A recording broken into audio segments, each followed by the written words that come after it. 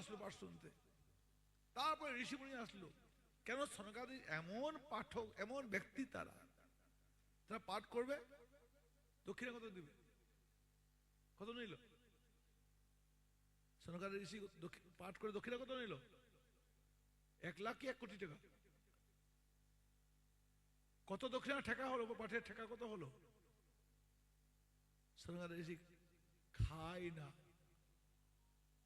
ভাত খায় না, রুটি খায় না, জল খায় না, দুধ খায় না, কিছুই খায় না, ফল খায় না, কাপড় পরে না। হ্যাঁ, দক্ষিণা চাই, কিন্তু দক্ষিণা মানা করে নাই, দক্ষিণা চাই। কি দক্ষিণা চাই? সাবধান আসেন। ভাগবত পাঠ শোনার পরে কথাটিকে হৃদয়ে ধারণ করতে হবে, এটি দক্ষিণা চাই। ইমপ্লিমেন্ট দরকার।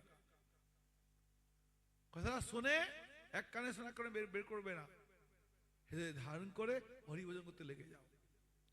পাঠ শোনো, হরি নাম করো, বলো হরে কৃষ্ণ। এই দক্ষিণা চাই।